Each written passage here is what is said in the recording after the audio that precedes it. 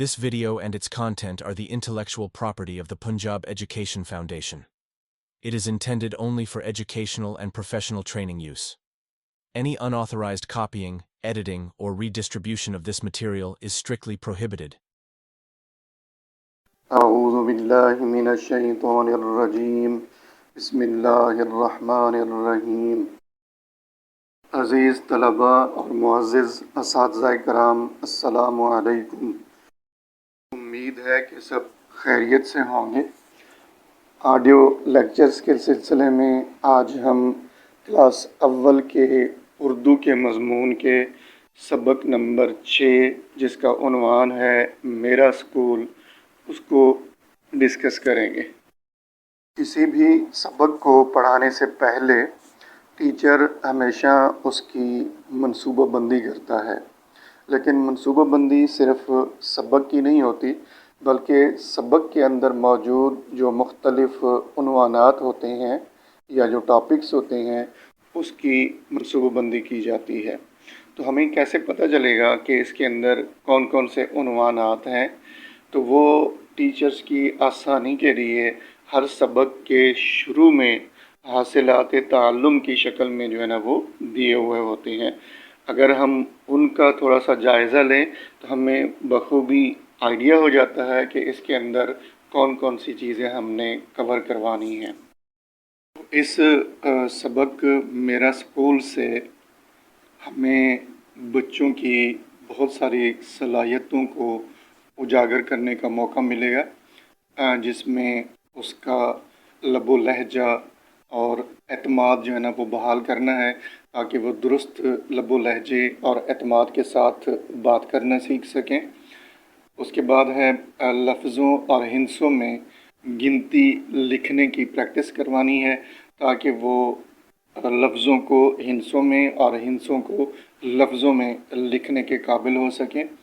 اور اس کے بعد ہے نظم و ضبط کا مظاہرہ کر سکیں، یعنی ڈسپلن کی اہمیت کو سمجھتے ہوئے اس کا جو ہے نا وہ عملی طور پر مظاہرہ کر سکیں۔ اس کے بعد ہے گروپ میں کام کرنا سیکھ سکیں کہ 3-4 بچوں کا گروپ بنا کر اس کے اندر کس طرح کام کیا جاتا ہے یا اس کے اندر کس طرح پارٹیسپیشن کی جاتی ہے۔ اور اس کے بعد ہے چیزوں کو سنبھال کر رکھنا سیکھ سکیں۔ اکثر یہ دیکھنے میں آتا ہے کہ بچے اپنی چیزوں کو ادھر ادھر پھینک دیتے ہیں اور پھر اس کے والدین جو ہے نا اس کو اکٹھا کر کے مینیج کرنے کی کوشش کرتے ہیں، لیکن بچوں کے اندر یہ صلاحیت پیدا کرنی ہے تاکہ وہ اپنی چیزوں کی خود حفاظت کر سکیں اور ان کو سنبھال کر رکھنا سیکھ سکیں۔ اس کے بعد ہے واحد سے جمع بنانا سیکھ سکیں، یعنی واحد اور جمع کا کانسیپٹ دینا ہے تاکہ ان کو اس کی پہچان ہو سکے اور اس کے لیے جو ہے نا وہ جو قوانین ہیں کہ واحد سے جمع کس طرح بنانا ہے یا کیا پتہ چلے گا ہمیں کہ یہ لفظ جو ہم نے بولا ہے وہ واحد ہے یا جمع کے لیے بولا جاتا ہے، تو اس طرح سے اس کی جو ہے نا وہ پہچان کرنا سیکھ سکیں۔ اس کے بعد ہے فہرست اور عنوان دیکھ کر سبق کو تلاش کرنا سیکھ سکیں۔ بچوں کو نہ صرف فہرست کا کانسیپٹ دینا ہے بلکہ فہرست کو مد نظر رکھتے ہوئے سبق کو تلاش کس طرح کیا جاتا ہے وہ بھی عملی طور پر ہم ان کو سکھائیں گے تاکہ وہ آسانی کے ساتھ فہرست کو مد نظر رکھتے ہوئے سبق کو تلاش کرنا سیکھ سکیں۔ یہ تو تھے ہمارے عنوانات یا ٹاپکس۔ اب ہم نے ایز اے ٹیچر ان تمام باتوں کو یا ان تمام ٹاپکس کو مد نظر رکھتے ہوئے اپنے سبق کی منصوبہ بندی کرنی ہے تاکہ بچوں کو کم از کم اس کے اندر ان تمام صلاحیتوں کو اجاگر کرنے کا موقع مل سکے۔ اب یہ ہمارے اوپر منحصر ہے کہ ہم ان تمام ٹاپکس کی الگ الگ منصوبہ بندی کرنا چاہتے ہیں یا 2 ٹاپکس کو ملا کر ہم منصوبہ بندی کر سکتے ہیں یا 3 کو ملا کر منصوبہ بندی کر سکتے ہیں، یہ ہم پر ڈیپینڈ کرتا ہے، لیکن بچوں کی صلاحیت کو مد نظر رکھتے ہوئے ہی ہم نے اس کی منصوبہ بندی کرنی ہے تاکہ زیادہ سے زیادہ بچوں کو سیکھنے کا موقع مل سکے۔ ایز اے ٹیچر جب بھی ہم کلاس میں داخل ہوں تو سبق کو پڑھانے سے پہلے یا ڈائریکٹ ہمیں سبق نہیں پڑھانا چاہیے بلکہ پہلے بچوں کو اپنی طرف متوجہ کرنا چاہیے۔ تو اس کے لیے ہم بہت ساری مختلف طرح کی ایکٹیویٹیز یا سرگرمیاں کروا سکتے ہیں، لیکن وہ تمام سرگرمیاں ہمارے اس سبق کے اندر بھی موجود ہوتی ہیں۔ اگر ہم ان کو تھوڑا سا توجہ کے ساتھ اپنی لیسن پلاننگ کے اندر شامل کر لیں تو یقیناً ٹیچرز کے لیے بھی فائدہ مند ہوتا ہے، اور بچوں کو اپنی طرف متوجہ کرنا جو ہے نا وہ بھی آسان ہو جاتا ہے۔ اس میں ایک یہ ایکٹیویٹی دی ہوئی ہے، سوچیں اور بتائیں۔ تو یہ ہم جو ہے نا وہ سبق کو پڑھانے سے پہلے ہی اس طرح کی کوئی ایکٹیویٹی کروائیں تاکہ بچے آپ کی طرف متوجہ ہو جائیں، اور جب بچے آپ کی طرف متوجہ ہو جائیں گے تو پھر ان کو پڑھانا یا سمجھانا آسان ہو جاتا ہے۔ بچوں کو اسکول کا تعارف کراتے ہوئے کہ اسکول ایک ایسی جگہ ہے جہاں ہم علم حاصل کرنے آتے ہیں اور یہ سیکھتے ہیں کہ اچھا انسان بننے کے لیے محنت کرنا بہت زیادہ ضروری ہے۔ اس کے بعد ہم کچھ اسی سے ریلیٹ کر کے سوالات پوچھیں گے تاکہ بچے اس کو مد نظر رکھتے ہوئے اپنی ذہنی صلاحیت کے مطابق اس کے جوابات دے سکیں، اور وہ سوال تھوڑے سے بچوں کے لیول کے مطابق دلچسپ ہونے چاہیے جس سے بچے لطف اندوز بھی ہوں جواب دیتے ہوئے، اور کچھ جو ہے نا وہ اپنی جو ٹینشن ہے وہ بھی دور کر سکیں۔ اس طرح مثال طور ہے کہ میں نے کچھ سوالات کے جو ہے نا وہ سیمپل دیے ہوئے ہیں کہ آپ کو جب کہا گیا والدین کی طرف سے کہ آپ نے اسکول جانا ہے تو آپ میں سے کون کون رویا تھا؟ تو یہ بچوں کے لیے بہت زیادہ دلچسپ سوال ہے۔ سارے ایک دوسرے کی طرف دیکھیں گے بھی صحیح، اور ایک دوسرے کے بارے میں جو ہے نا وہ مختلف جوابات بھی دے سکیں گے کہ ہاں جی فلاں رویا تھا، احمد رویا تھا، ندیم رویا تھا، کامران جو ہے نا وہ بھی رویا تھا، جاوید یہ بھی جو ہے نا وہ رویا تھا۔ تو اس طرح کر کے بچے خوش بھی ہوں گے اور ان سوالات کے جوابات جو ہے نا وہ بھی خوشی سے دینے کے قابل ہو سکیں گے۔ اس کے اندر خود اعتمادی جو ہے نا وہ بھی پیدا ہوگی، اور اس کے اندر ڈر اور خوف جو ہے نا وہ بھی ختم ہوگا۔ تو اسی طرح ہم ان سے یہ بھی پوچھ سکتے ہیں کہ آپ جب پہلے دن اسکول آئے تھے تو کیسا لگ رہا تھا؟ تو بچے مختلف جوابات دے سکتے ہیں۔ ان میں جو کامن جواب ہے وہ یہ ہو سکتا ہے کہ جب ہم پہلے دن اسکول آئے تھے تو ہمیں ڈر لگ رہا تھا۔ اسی طرح ہم ان سے یہ بھی پوچھ سکتے ہیں کہ کیا آپ کو پتہ ہے کہ ہمارے والدین ہمیں اسکول کیوں بھیجتے ہیں؟ ہمیں اسکول کیوں بھیجتے ہیں؟ تو اس کے بارے میں بھی بچے مختلف جوابات دیں گے تاکہ ہم تعلیم حاصل کر سکیں، تاکہ ہم کچھ نہ کچھ چیزوں کے بارے میں سیکھ سکیں، لکھنا سیکھ سکیں، پڑھنا لکھ سکیں۔ تو ہر ایک کی اپنے اپنے جو ہے نا وہ جوابات ہوں گے۔ اس کے بعد ہم ان سے یہ بھی پوچھ سکتے ہیں کہ کیا آپ کو پتہ ہے کہ جہاں آپ بیٹھے ہیں اس جگہ کو کیا کہتے ہیں؟ اس جگہ کو کیا کہتے ہیں؟ تو فوراً جب تعارف ان کے سامنے ہو چکا ہوگا تو بچے فوراً اس کو سمجھ بھی جائیں گے اور آسانی کے ساتھ اس کا جواب بھی دے سکتے ہیں کہ یہ جو جگہ ہے جس کے اوپر ہم بیٹھے ہوئے ہیں اس پوری جگہ کو یا اس پوری بلڈنگ کو ہم اسکول کہتے ہیں۔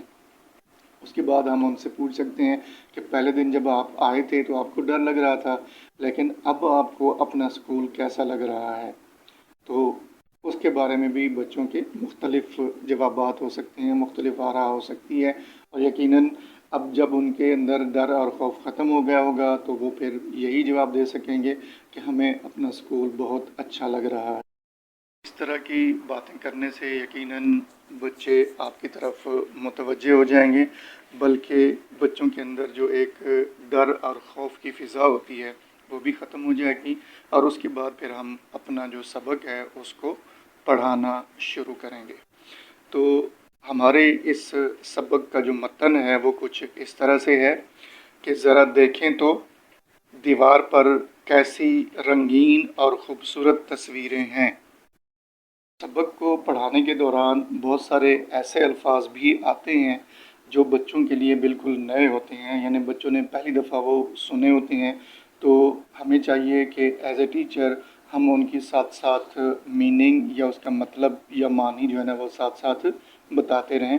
جس طرح یہ پڑھا ہے ہم نے کہ ذرا دیکھیں تو دیوار پر کیسی رنگین اور خوبصورت تصویریں ہیں۔ تو رنگین سے مراد یہ ہے کہ مختلف رنگوں والی खूबसूरत से मुराद ये है कि वो चीज़ जो दूसरों से बहुत ज़्यादा अच्छी लग रही हो उसको हम खूबसूरत कहते हैं। सबक को पढ़ाने के दौरान भी बच्चों को मुतवज्जे रखने के लिए मुख्तलिफ़ किस्म की सरगर्मियाँ हम करवा सकते हैं। जिस तरह ये एक सरगर्मी दी हुई है, ठहरें और बताएं। तो ये सबक को पढ़ाने के दौरान की सरगर्मी है कि अगर हम बच्चे जो है ना वो मुतवज्जे नहीं हो रहा है, पढ़ाने के दौरान ही हम इस तरह के सवालात भी उनसे पूछ सकते हैं, ठहरें और बताएं वाली एक्टिविटी वाले, ताकि बच्चे हमारी तरफ मुतवज्जे रहें। मिसाल तौर हमने बच्चों को बढ़ाया है कि दीवार पर कैसी रंगीन और ख़ूबसूरत तस्वीरें हैं। तो ये पढ़ाने के बाद उसी से ही रिलेट करके हम उनसे पूछ सकते हैं कि बताएं दीवार पर कैसी तस्वीरें हैं। अगर बच्चों को ये जुमला समझ आया है तो फिर यकीनन वो उसका जवाब दे सकेंगे, और अगर उनको समझ नहीं आया तो वो उसका जवाब नहीं दे सकेंगे। फिर हमने उसको मुतवज्जे करने के लिए उसी से रिलेट करके किसी किस्म का कोई भी सवाल पूछ सकते हैं। ज़रा देखें तो दीवार पर कैसी रंगीन और ख़ूबसूरत तस्वीरें हैं, अच्छी अच्छी बातें लिखी हुई हैं। जी हाँ, ये मेरा स्कूल है। मेरे स्कूल में बहुत से कमरे हैं। कमरे हवादार हैं। यानी हवादार से मुराद क्या है कि खुला हुआ जहाँ अच्छी तरह से हवा का गुज़र हो उसको हम हवादार कहते हैं। इनमें चार्ट लगे हुए हैं, तख्ता स्याह हैं, मेज़ और कुर्सियां हैं। हम इन कमरों में बैठते हैं।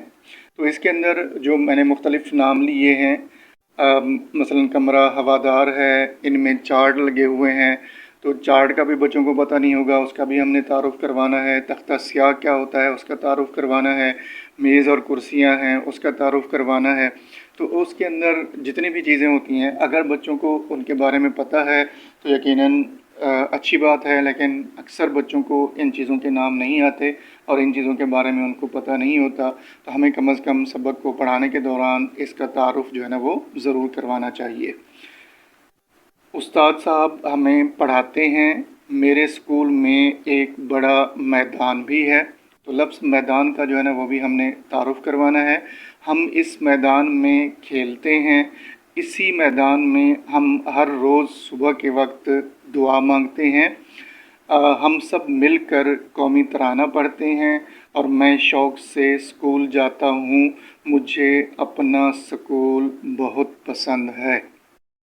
ये सरगर्मी ठहरें और बताएं वाली हम सबक के दौरान भी परफॉर्म करवा सकते हैं, ताकि बच्चे उस तरफ मुतवज्जे रहें। सबक को मुकम्मल करने के बाद भी हम इसी तरह की कोई सरगर्मी करवा सकते हैं, ताकि पता चले कि आया बच्चों को ये जो हमने सबक पढ़ा है ये समझ भी आया है या नहीं आया। पूरे सबक का मुख्तलिफ़ पॉइंट ऑफ व्यू से जायज़ा लेने के बाद हम इसी तरह की एक सरगर्मी जो है ना वो परफॉर्म करवा सकते हैं। मिसाल तौर है कि ये जब हमने सबक पढ़ा लिया, पढ़ाने के बाद हम उनको ये मुख्तसर तारुफ़ करवा सकते हैं। इस सबक से हमने ये सीखा है कि स्कूल में कमरे होते हैं, उस्ताद साहब बच्चों को पढ़ाते हैं और हमें शौक़ से स्कूल जाना चाहिए। तो ये मुख्तसर जायज़ा लेने के बाद हम उनसे ठहरें और बताएं वाली सरगर्मी को मद्देनज़र रखते हुए मुख्तलिफ़ सवालात पूछ सकते हैं कि बताएं उस्ताद किससे कहते हैं। तो उसके लिए भी बच्चों के मुख्तलिफ़ जवाबात हो सकते हैं। इन्हें कोई कहेगा जो हमें पढ़ाता है, कोई कहेगा जो हमारी तरबियत करता है, कोई कहेगा जो हमारी क्लास में आता है, उसी को ही हम उस्ताद कहते हैं। तो हर एक बच्चे के मुख्तलिफ़ मतलब जवाबात होंगे। तो इसी तरह हम उनसे ये भी कह सकते हैं कि हमने सबक में पढ़ा था कि रंगीन और ख़ूबसूरत तस्वीरें लगी होती हैं, तो क्या आप बता सकती हैं कि ये रंगीन तस्वीरें या ख़ूबसूरत तस्वीरें कहाँ लगी होती हैं। फिर बच्चे अगर सबक समझ लिया है तो उसके मुताबिक उसका जो है ना वो जवाब देंगे कि ये तस्वीरें दीवार पर लगी होती हैं। उसके अलावा हम उनसे ये भी पूछ सकते हैं कि तख्ता स्याह क्या होता है और वो क्लासरूम में किस जगह पर लगा होता है। तो फिर बच्चे उस हवाले से भी अपनी जो मालूमात है वो शेयर करेंगे کہ وہ بورڈ ہوتا ہے جس کے اوپر ٹیچر جو ہے نا لکھ کر بچوں کو سمجھاتا ہے، تو اس کو ہم تختہ سیاہ یا بلیک بورڈ کہتے ہیں. وہ بھی کلاس روم کے اندر دیوار پر لگا ہوا ہوتا ہے. یا ہم ان سے یہ بھی پوچھ سکتے ہیں کہ اسکول کی عمارت کیسی ہے، تو ہر ایک بچے نے جو سبق کے اندر پڑھا ہے اس کے مطابق جواب دینے کی کوشش کریں گے کہ ہمارے اس اسکول کے اندر بہت سارے کمرے ہیں، کمرے ہوادار ہیں اور ان میں بہت سارے چارٹ لگے ہوئے ہیں. بعد ازاں ہم نے بچوں سے اس سبق کی ریڈنگ کروانی ہے تاکہ اس کے تلفظ کا پتہ چل سکے کہ وہ ان الفاظ کو کس طرح ادا کرتے ہیں. تو اگر اس دوران کسی قسم کی کوئی غلطی کرتے ہیں، اعراب کی غلطی ہے یا اس لفظ کو ادا ہی ٹوٹل غلط انداز سے کیا جاتا ہے، تو ہم ایز اے ٹیچر ان کی اصلاح کر سکیں اور بچوں کے اندر روانی جو ہے نا وہ پیدا ہو سکے اس چیز کو پڑھنے کے حوالے سے. جب پڑھنے کے اندر روانی ہو جائے تو پھر ہم نے اس کی ڈکٹیشن یا املا کی طرف ان کو لے کے جانا ہے تاکہ وہ اس کو صحیح طور پر لکھنے کے قابل بھی ہو سکیں. لیکن لکھنے کے لیے ضروری ہے کہ پہلے لفظوں کی صحیح طور پر پہچان ہو جائے کہ یہ لفظ اس لفظ کے اندر کون سے حروف شامل ہیں اور اس کی ترتیب کیسی ہے. تو یہ سب چیزیں سیکھنے کے بعد ہی ہم اس کو املا کی طرف لے کے جائیں گے. جب پڑھنا اور لکھنا دونوں بہتر ہو جائیں، یعنی پڑھنے میں بھی روانی آ جائے اور الفاظ کا صحیح طور پر تلفظ بھی ادا کر سکیں، اور اگر ان کو لکھوایا جائے تو وہ آسانی کے ساتھ لکھ بھی سکیں.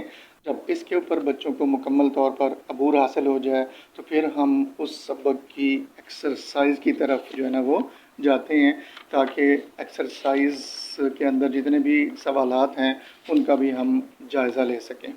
کیونکہ جو ایکسرسائز ہوتی ہے یا جو مشق ہوتی ہے وہ پورے سبق کا جائزہ ہوتا ہے. اگر بچوں نے صحیح طور پر سبق پڑھا ہوا ہے تو یقیناً جو ایکسرسائز ہوتی ہے اس کے اندر دیے ہوئے جو سوالات ہوتے ہیں وہ ان کے لیے بہت زیادہ آسان ہو جاتے ہیں. کوشش یہ کرنی چاہیے کہ ایکسرسائز کے اندر جو بھی سوالات دیے ہوتے ہیں مختلف قسم کے، اس کو اس انداز کے ساتھ ایکسپلین کرنا چاہیے یا اس انداز کے ساتھ وضاحت کرنی چاہیے تاکہ ہم ہر چیز بچوں سے کروانے کی کوشش کریں. اگر ہم سمجھتے ہیں کہ بچوں کو یہ چیز صحیح طور پر بیان نہیں کر رہے تو پھر ہم نے کچھ مطلب ہنٹ دینی ہے تاکہ بچے سمجھ کر اس کے مطابق اس کا جواب دے سکیں. لیکن یہ نہیں کرنا کہ ہم نے ہی سارا کچھ جو ہے نا بچوں کو کروا دینا ہے، بلکہ یہ چیزیں بچوں کو انوالو کر کے ان سے کروانی ہے تاکہ ہم یہ جان سکیں کہ بچوں نے سبق کو صحیح طور پر پڑھا اور سمجھا ہے. اب ہم سبق کی مشق کی طرف آتے ہیں. تو ہر سبق کی مشق کو 8 مختلف حصوں میں تقسیم کیا گیا ہے. ان میں پہلا حصہ جو ہے وہ ہے نئے الفاظ، یعنی اس کے اندر سبق سے جو مختلف الفاظ ہوتے ہیں وہ سلیکٹ کر کے اس کی میننگ بتائی جاتی ہے یا اس کی معنی سمجھائی جاتی ہے کہ اس کا مطلب کیا ہے، اس کا مطلب کیا ہے.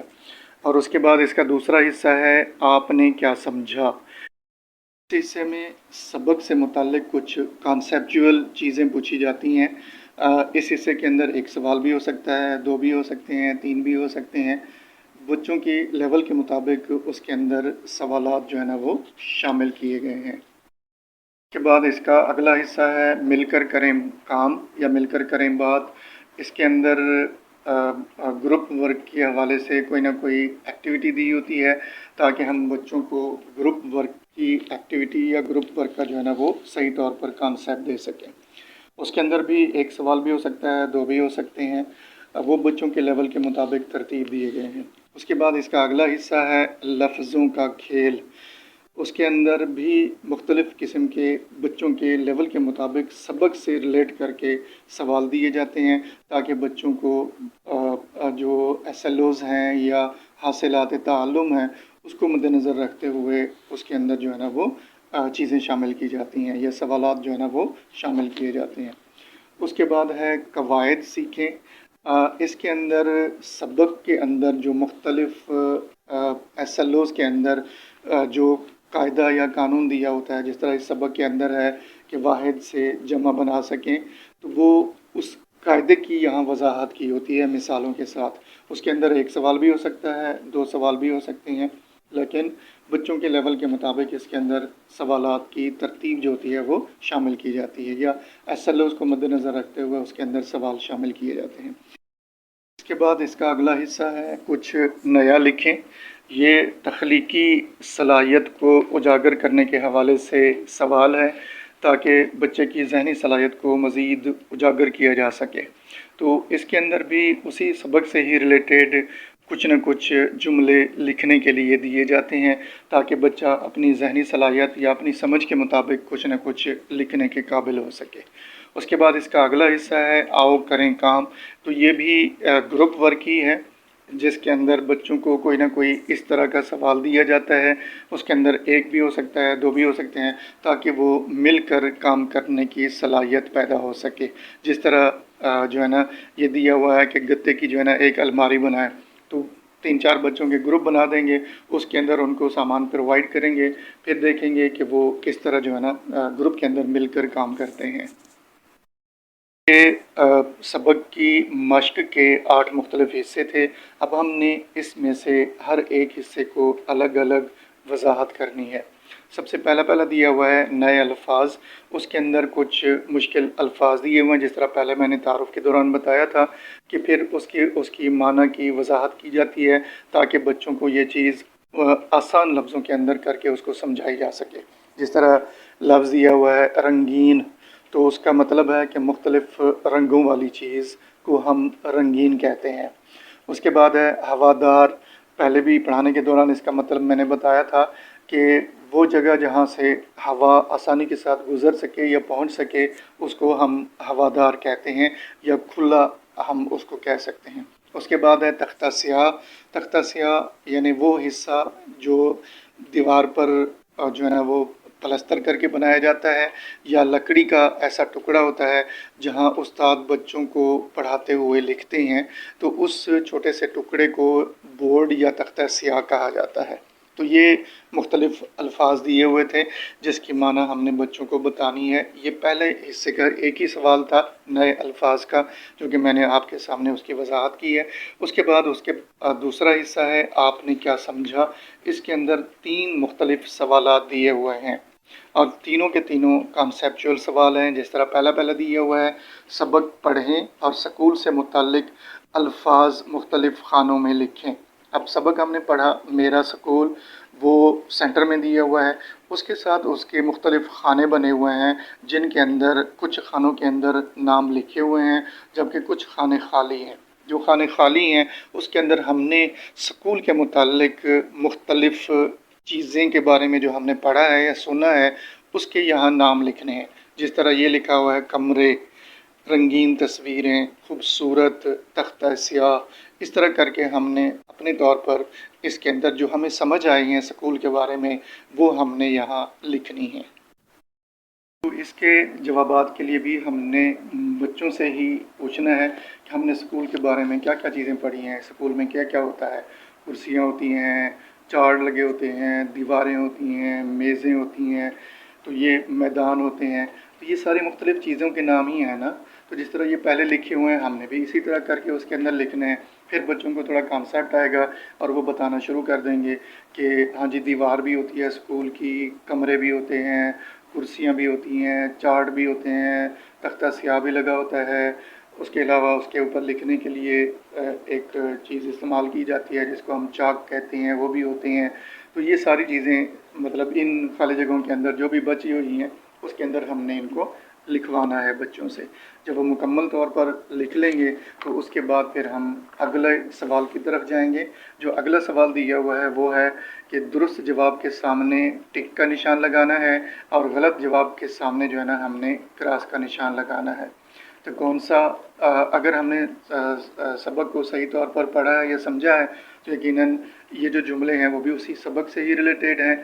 हमने देखना है कि ये जुमला ठीक है सबक के मुताबिक या गलत है। जिस तरह पहला दिया हुआ है स्कूल में हम अच्छी अच्छी बातें सीखते हैं, तो हमने क्या पढ़ा है स्कूल में, वाकई हम अच्छी बातें सीखते हैं या नहीं सीखते। तो बच्चों को जो है ना वो थोड़ा सा इस तरफ राग़िब करके फिर हमने उनसे पूछना है कि अब मुझे बताएं कि ये जो बात लिखी हुई है ये ठीक है या गलत है।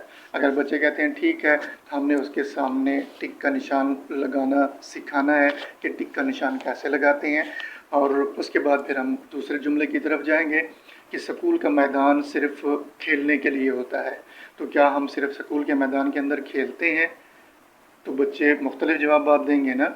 कोई कहेगा जी हाँ खेलते भी हैं, कोई कहेगा जी खेलते भी हैं लेकिन वहाँ असेंबली भी होती है, वहाँ हम कौमी तराना भी पढ़ते हैं, वहाँ हम दुआ भी मांगते हैं। तो हर एक के मुख्तलिफ जवाबात होंगे।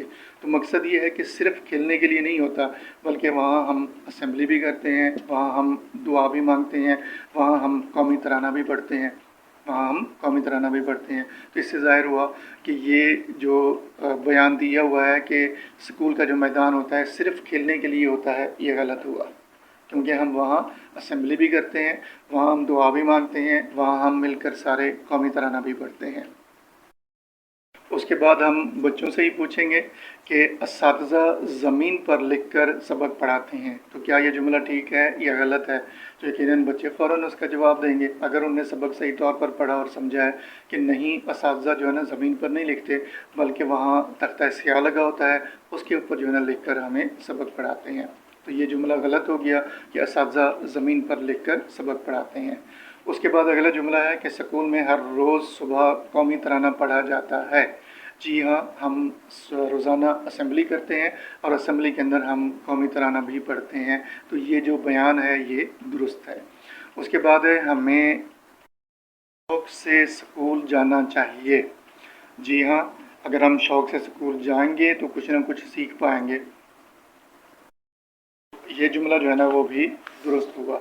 उसके बाद इसी हिस्से का अगला सवाल है कि दिए गए सवालों के जवाबात लिखें। यानी ये सवाल हैं और इनका जवाब लिखना है। तो हमने भी बच्चों को लिखने की ही प्रैक्टिस करवानी है ताकि पता चले कि आया बच्चे इन सवालात के जवाबात लिख भी सकते हैं या नहीं लिख सकते, क्योंकि ये भी उसी हिस्से का ही कॉन्सेप्चुअल सवाल है। पहला सवाल है कि स्कूल की दीवार पर क्या बना हुआ है। बच्चे सबक को पढ़ने के बाद उसके मुताबिक ही उसका जो है ना वो जवाब देंगे कि स्कूल की दीवार पर क्या बना हुआ है। बच्चों से हम पूछेंगे ना कि हमने क्या पढ़ा है कि स्कूल की दीवार पर क्या बना हुआ है, तो फिर बच्चे सबक को मद्देनज़र रखते हुए सोच कर जवाब देंगे कि स्कूल की दीवार पर रंगीन और ख़ूबसूरत तस्वीरें बनी हुई हैं। उसके बाद है कि स्कूल के मैदान का क्या फ़ायदा है, तो उसके भी बच्चे मुख्तलिफ़ जवाबात देंगे। कोई कहेगा जी हम खेलते हैं, कोई कहेगा जी नहीं सिर्फ़ खेलते नहीं हैं, वहाँ असेंबली भी होती है, वहाँ हम दुआ भी करते हैं और उसके अलावा हम वहाँ खड़े होकर कौमी तराना जो है ना वो भी रोज़ाना पढ़ते हैं। तो हर एक के अपने अपने जो है ना वो जवाबात होंगे। उसके बाद है आपको अपना स्कूल क्यों अच्छा लगता है। तो अब हर एक बच्चे के अपनी समझ के मुताबिक मुख्तलिफ़ व्यूज़ होंगे। उसके लिए हर एक बच्चे के मुख्तलिफ़ जवाबात होंगे। कोई कहेगा जी मेरे यहाँ बहुत ज़्यादा दोस्त हैं इसलिए मुझे बहुत ज़्यादा अच्छा लगता है। कोई कहेगा जी इसकी चार दीवारी है इसलिए मुझे बहुत ज़्यादा अच्छा लगता है। कोई कहेगा जी इसके अंदर रंगीन तस्वीरें हैं, खूबसूरत दीवारें बनी हुई हैं इसलिए मुझे अच्छा लगता है। कोई कहेगा जी इसका खुला मैदान है इसलिए अच्छा लगता है। कोई कहेगा जी हमारे असातिज़ा बहुत अच्छे हैं इसलिए हमें अच्छा लगता है। तो हर एक के अपने अपने मतलब व्यूज़ होंगे।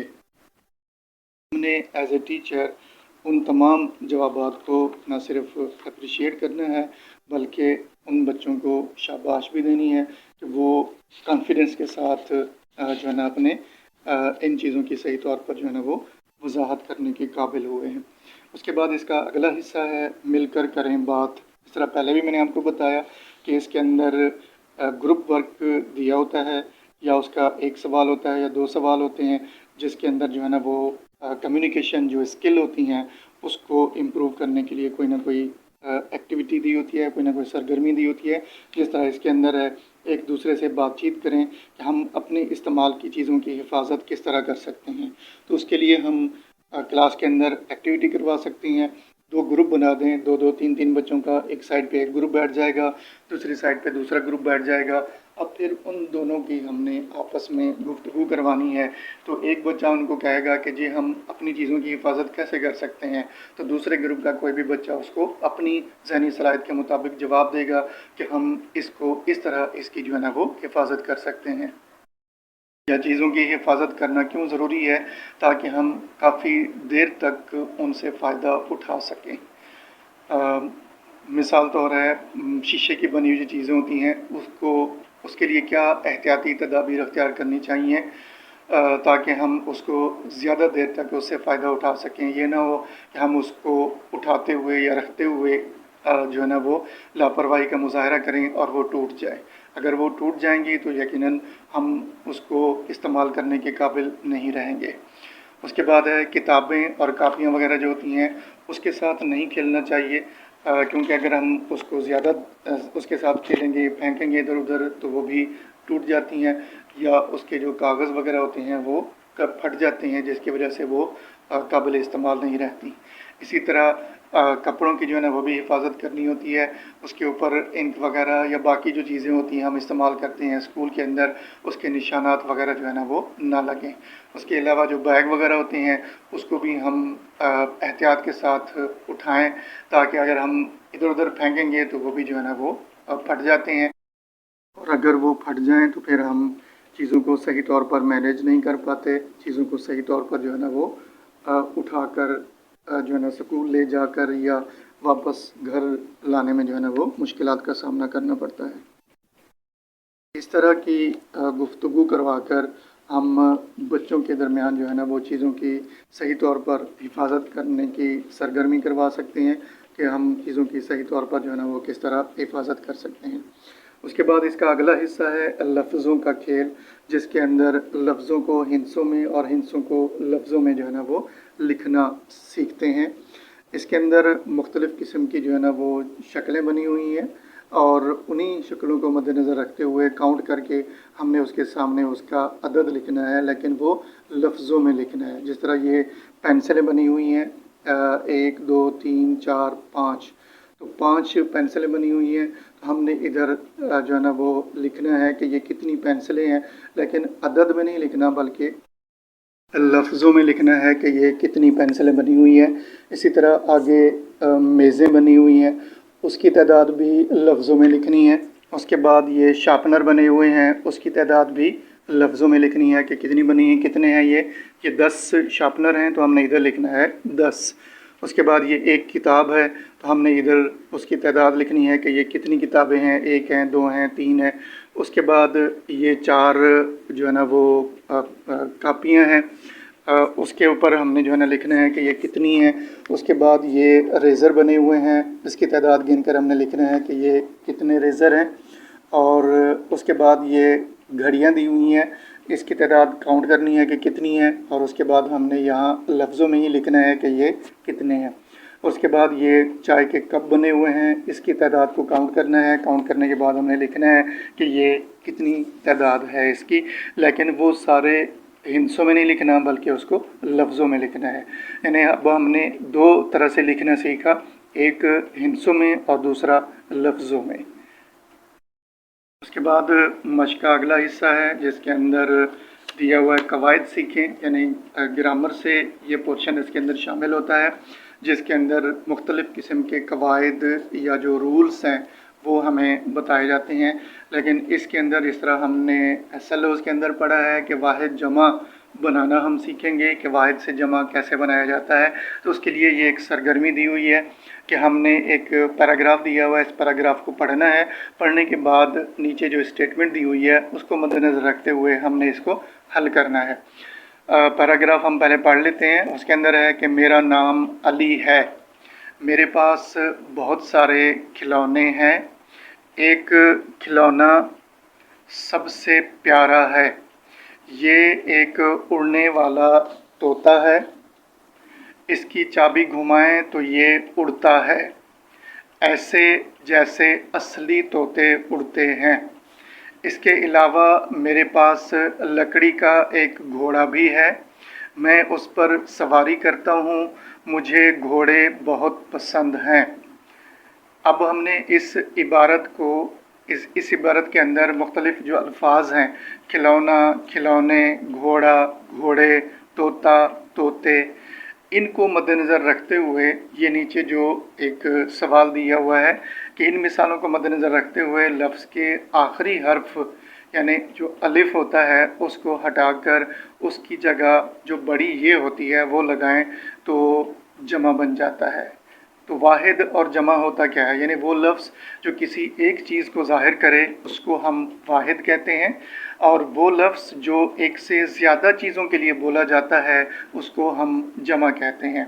तो वाहिद से जमा बनाने का एक कायदा ये भी है कि उस वाहिद के जो लफ्ज़ लिखा होता है उसका आखिरी हर्फ, जिस तरह ये दिया हुआ है खिलौना, तो इसका जो आखिरी हर्फ है नून अलिफ ना है, यानी नून के बाद अलिफ आता है।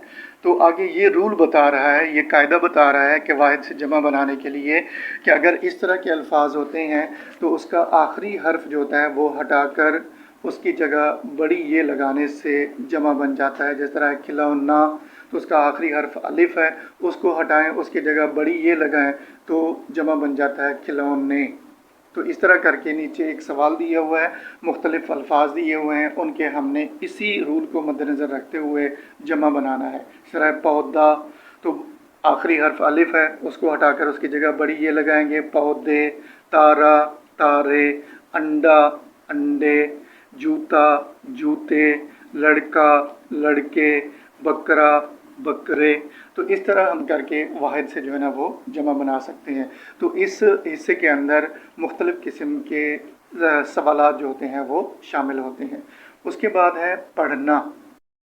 इस सरगर्मी का जो बुनियादी मकसद है वो ये है कि बच्चों के तलफ़्फ़ुज़ को दुरुस्त किया जाए और उसके पढ़ने के अंदर जो है ना वो रवानी और एतमाद पैदा किया जाए, ताकि वो चीज़ों को सही तौर पर समझ कर पढ़ना और एतमाद के साथ पढ़ना जो है ना वो सीख सकें। तो पहले हम इसको पढ़ाएंगे, पढ़ाने के बाद अब ये देखेंगे कि आया बच्चों को ये चीज़ जो पढ़ी है उन्होंने इसको समझ भी आया है नहीं आया। जब वो पढ़ेंगे हम उसके तलफ़्फ़ुज़ को सही तौर पर सुनने की कोशिश करेंगे। अगर कहीं भी कोई गलती हो तो हमने उसकी यकीनन इस्लाह करनी है और उसके एतमाद को चेक करना है कि वो किस तरह पढ़ रहे हैं, और फिर हम उसकी कॉन्सेप्ट को चेक करना है कि आया जो कुछ पढ़ा है इनको ये समझ भी आया है या नहीं आया। तो आखिर में कुछ हम इसी से रिलेटेड सवालात भी पूछ सकते हैं ताकि पता चले कि उनको ये चीज़ समझ भी आई है या नहीं आई। तो पहले हम इसको पढ़ लेते हैं ताकि हम इसका सही तौर पर तलफ़्फ़ुज़ अदा करना सीख सकें। कुतुब खाना बड़े काम की जगह है, वहाँ बच्चों और बड़ों के लिए दिलचस्प किताबें होती हैं। कुतुब खाने में लोग खामोशी से किताबें पढ़ते हैं। बच्चों की किताबें एक अलग अलमारी में होती हैं। आप अपनी पसंद की किताब लें और पढ़ें। अगर पढ़ नहीं सकते तो घर ले जाएं, अम्मी या अब्बू जान से सुनें, फिर किताब वापस कर आएं। बस इस बात का ख्याल रखें कि किताब ख़राब ना हो। अब ये पैराग्राफ हमने पढ़वाना है बच्चों से, जब बच्चे पढ़ेंगे तो हमने उसको सुनना है।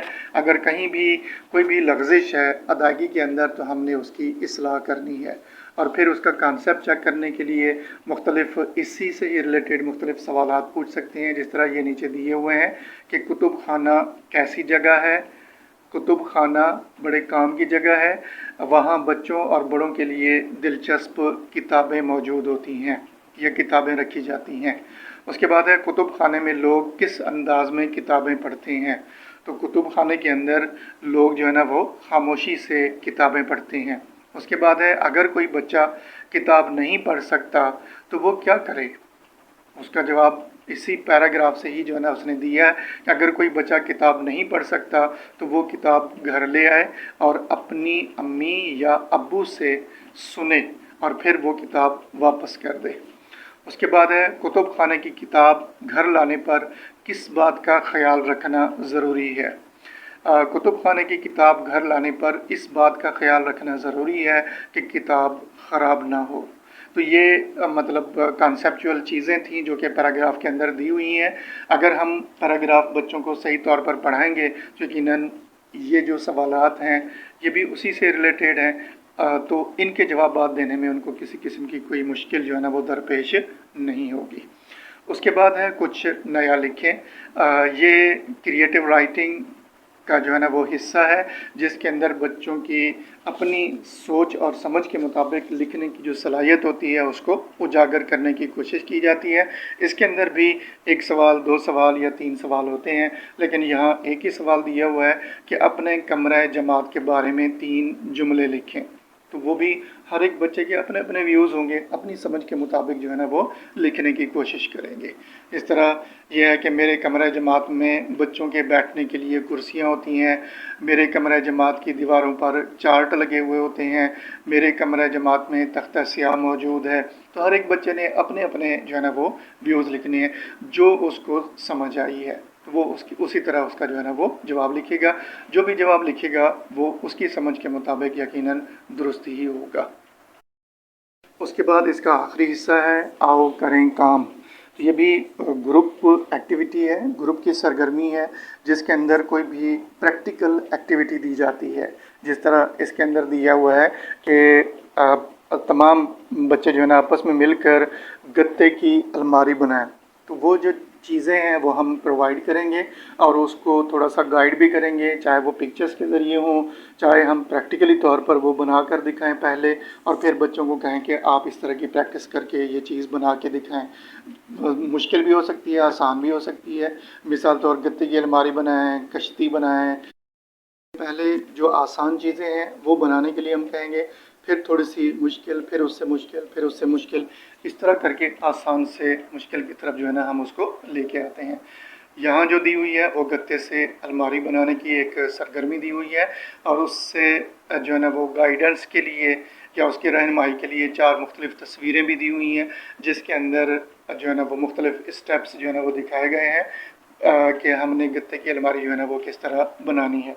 تو ہم نے جو ہے نا وہ ان تمام اسٹیپس کو 1 بائی 1 کر کے ہم نے گائیڈ کرنا ہے بچوں کو، اس کی رہنمائی کرنی ہے اور پوری الماری بنانے کا طریقے کی وضاحت کرنی ہے پریکٹیکلی طور پر، اور پھر ہم بچوں کو کہیں گے کہ آپ بھی جو ہے نا اس طرح کی ایک الماری جو ہے نا وہ بنا کے دکھائیں کلاس کے اندر، اور ہوم ورک کے طور پر بھی ہم کچھ نہ کچھ ان کو بنانے کے لیے دے سکتے ہیں کہ آپ نے یہ چیزیں جو ہے نا وہ گھر سے بنا کے لانی ہیں۔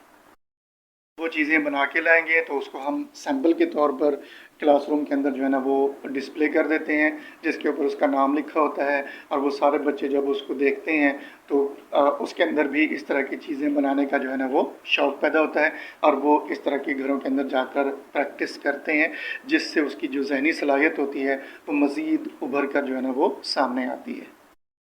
معزز اساتذہ کرام اور عزیز طلباء، آج کی یہ آڈیو سبق نمبر 6 میرا اسکول سے متعلق کیسی لگی؟ اپنی رائے سے ضرور آگاہ کیجیے گا۔ مجھے اجازت دیں، انشاءاللہ نئی آڈیو کے اندر نئے ٹاپک کے ساتھ دوبارہ حاضر خدمت ہوں گے۔ تب تک اللہ حافظ۔